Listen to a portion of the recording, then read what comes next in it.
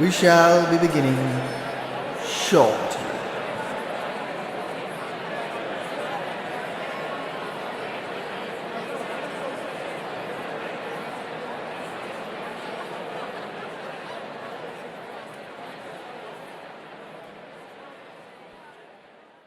Are you ready to hear some of Australia's best comedians? If you are, go somewhere else. This isn't that. But if you're here to hear some of the best Adelaidean comedians, then go somewhere else. That isn't that either. But if you're here for subpar to great comedians in the Adelaide comedy circuit, then come and enjoy. First up, I give you The Librarian.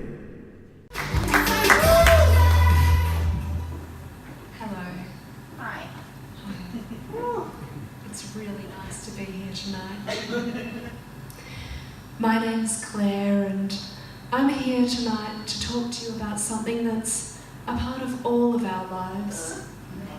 Or at least we like to pretend it is. Sex. I consider myself a bit of an expert when it comes to male sexuality.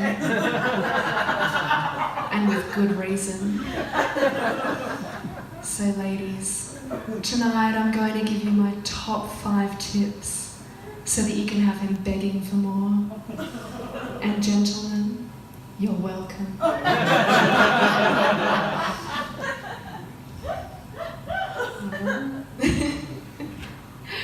My first tip is to do your homework to figure out the answer to the age-old question, what do men want? If the wildly popular dick flick 50 Shades of Black and Blue taught me anything, it's that what men really want is for a woman to dominate them. So whenever my partner misbehaves, I force him to wear a tacky BDSM costume and I lock him in the cupboard for a few hours. Whenever I let him out, he's always in a bit of a mood. And he always tells me not to do that again. But we all know that men usually say the opposite of what they really want.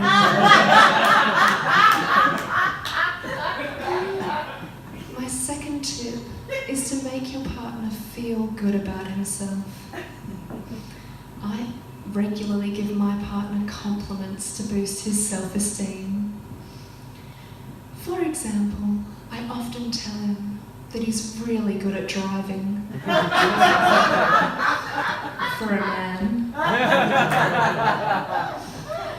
Or I tell him that his face is so beautiful that I don't even notice all the weight he's been putting on.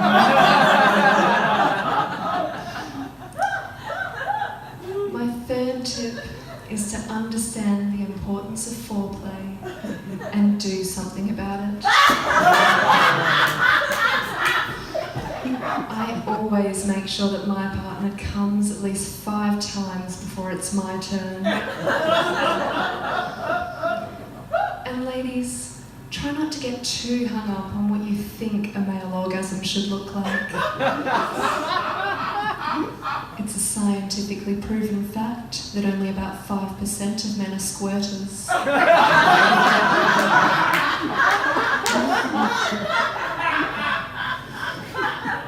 On a similar note, my fourth tip is to get to know your partner's body. I can't tell you the number of times other women have complained to me about getting pubic hairs stuck in their teeth. This is indicative of a rookie mistake. Ladies, if you're getting a mouthful of muff, you need to go lower to find the elusive penis. Keep going downward past the dangly soft bits that look a bit like a turkey's gullet. And behind the right knee is where you'll find the sweet spot. My fifth and final tip is to learn the best way to pleasure a man. the great psychoanalyst Sigourney Freud.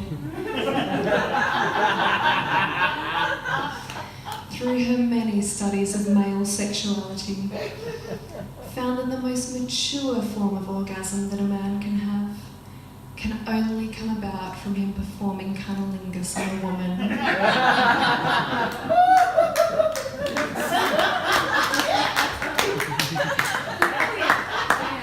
This may seem counterintuitive at first.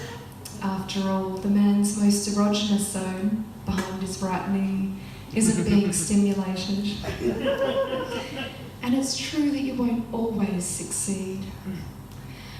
But gentlemen, once you get there, the wait will be well worth it. So the next time she's forcing your head down, try not to get too mad about it. Remember, she's doing it for you. I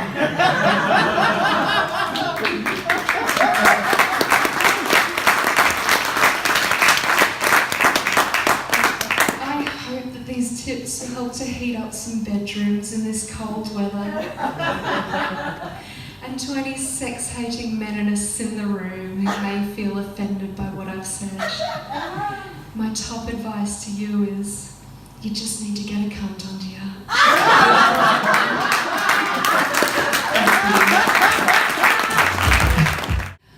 My name's Claire and I'm here tonight to talk to you about self-care.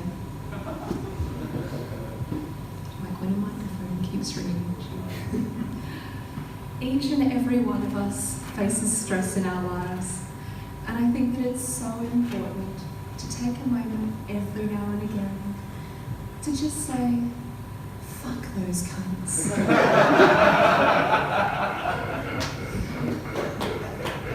People often comment on how calm I seem all the time, especially given that I work in community services, which is so stressful. Well, tonight, I'd like to teach you one of the techniques that I use to cope with everyday stresses. The best way to find some calm and to bring yourself back into a positive frame of mind is through meditation. So now, you're going to join me in a brief meditation exercise, whether you want to or not.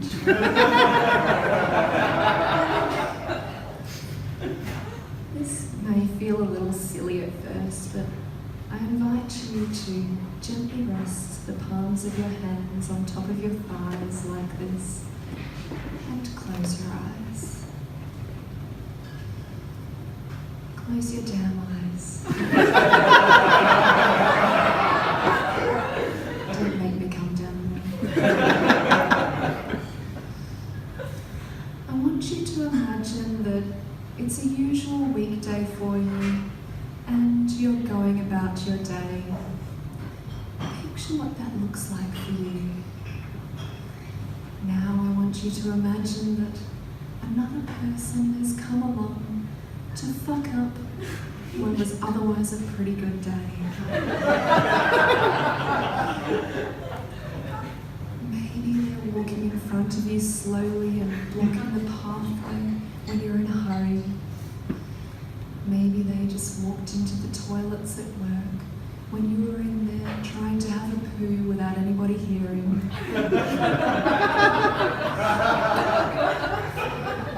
Maybe they're entirely unqualified, unprofessional, and they regularly manage to embarrass themselves and everyone else. And yet they get to continue to be the President of the United States of America.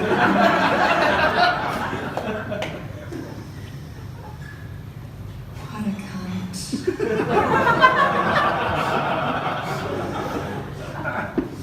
Now, I want you to imagine that you have a superpower. You can make any person just fuck right off. Instantly.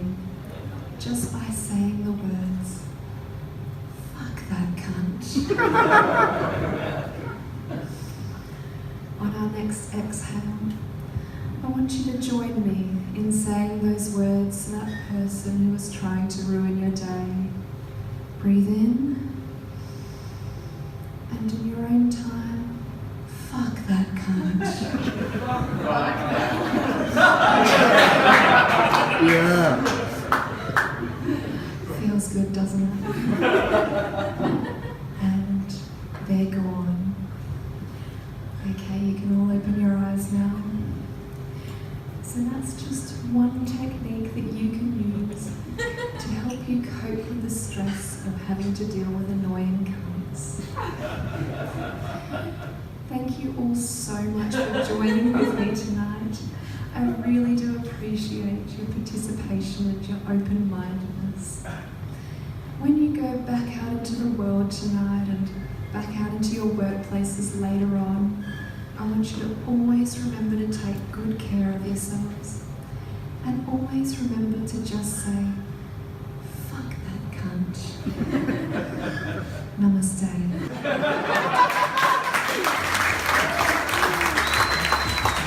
So, have you shit your pants with laughter? If not, get ready for round 2. Tonight, I give you the trucker.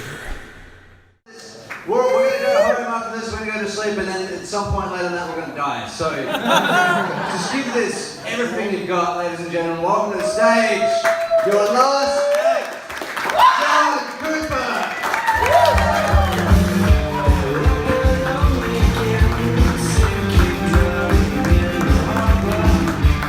Hi guys, how we feeling tonight? Give us a yell if you think you're attractive! Yeah!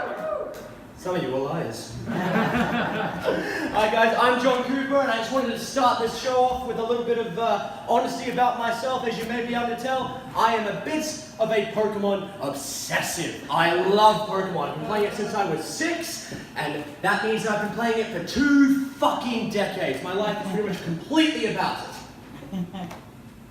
My partner is not a fan of my obsession. Recently, she has gotten so fed up with it, she has decided that we can no longer have sex with the lights on anymore. I said, come on, babe. I just want a Pikachu. I was terrible at So see, as comedians, we all tend to exaggerate, we all tend to go crazy, really build up situations, lie, all these sorts of things to try and get that extra laugh to make you guys go wild for us. So I really want to let you know that I'm not exaggerating, I'm not going crazy, I really do have a girlfriend.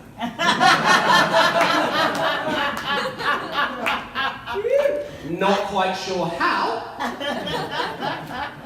One night I was challenged to a drinking contest, the next thing I know, BAM! Free kids! Don't get me wrong, I love my kids. They're fantastic, they're great. No, they're not the shit. But they're my shit, you know? It's like a crappy old car, like a terrible old car you had when you were a teenager or young adult or struggling comedian. You know, it's got rust on the roof, maybe a cracked windshield, maybe your fan belt's squealing every time you turn the car on, your brake pads don't really work, you know? And it's really just a piece of shit. But it's your car, and you love your car. And yes, maybe your car can't really go as fast as some of the other cars of its age. And maybe your car isn't as good as math as some of those Japanese cars. And maybe when you picked your car up from school the other day, she somehow managed to smash her own face in with the door she herself was opening. It actually happened. She got so mad at me for laughing at it. Oh, but you love your car. You love your terrible, annoying, loud, squeaky, unreliable, frustrating vehicle. And I guess that's how I feel about my kids. But it's not entirely my fault. The government let me breed. Or I haven't been caught yet. No, see, I actually put quite a bit of blame on their godfather. He is my best friend. He is so caring and lovable, fantastic, kind, and reliable most of the time. When Mr. Booze starts a-calling, things tend to unravel. How many people here have a friend that thinks that they can drink as much beer as they want, but can't get drunk? Yeah? Some, yeah? Yeah? People have that? The rest of you? It's you.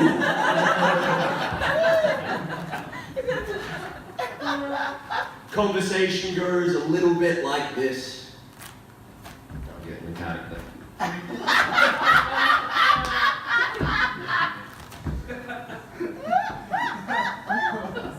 Ah, shit. I've drunk 3 of my cartons out of my 6-pack. And I'm not feeling a thing.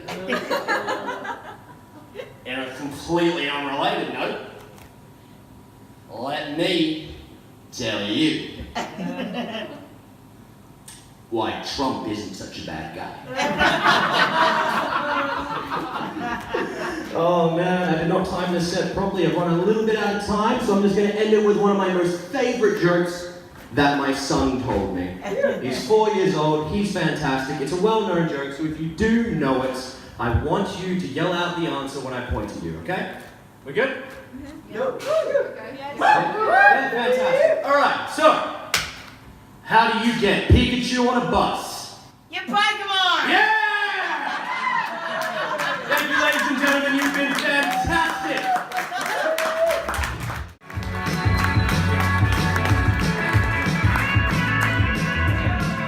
How you going, guys? Come on. How you going, guys? Hi, I'm John Cooper. I'm the guy in the orange hat. Do you want to know why? Yeah? Because of that. Oh my god. Oh, I am fucking terrified being up here in front of you guys. The lights are on. I can't see a fucking thing. Now, I'm up here to talk about how you really can't trust your brain. You can't. It's always giving you terrible advice. One instance, recently, I decided to go over to this wonderful place called Mega Adventure. Has anyone been? Yes. Yeah, one. Fantastic. You know what I'm talking about. This show is now for her. No, it's a massive scaffolding rink over in Glenelg. The concept is you go over there and you get yourself all harnessed up into a permanent atomic wedgie and you start climbing your way up this massive rink of obstacles and you get to the top, there's a massive crow's nest and a real long pier where you go to the edge, hook yourself up and jump off. When viewing it online, my brain was full of confidence. Go on, John! This thing is going to be absolutely splendid! You're going to be able to climb up there and impress all of the girls and everyone will look at you and you will feel pride. It got worse when I got there. I rocked up, I looked at the thing, my brain turned around and said, "See, John, there's nothing to worry about. That guy up there, he's twice as fat as you are, and he's doing it too." So I got myself all psyched up. I went super excited. I'm like, yeah, let's do this, man up. I started climbing. I got all the way up to the top. I went through all the different obstacles. One you had to swing around, one you had to monkey bars through. It was super tough, but I managed to get all the way there. I was pumped, I was full of adrenaline, I was excited. I got to the crow's nest, I hooked myself on, I walked out to the pier, and a brain went.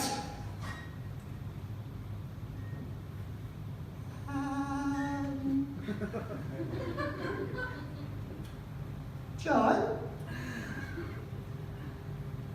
Don't be mad. But I may have overestimated our capabilities.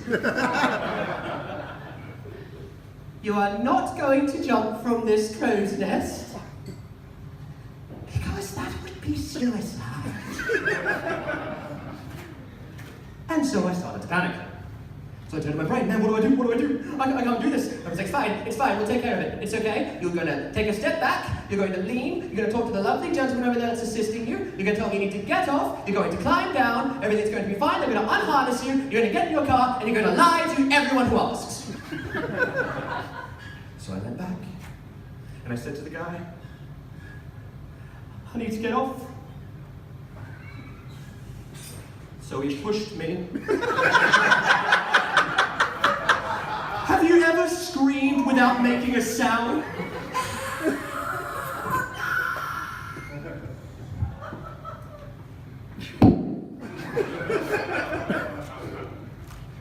Fuck my brain.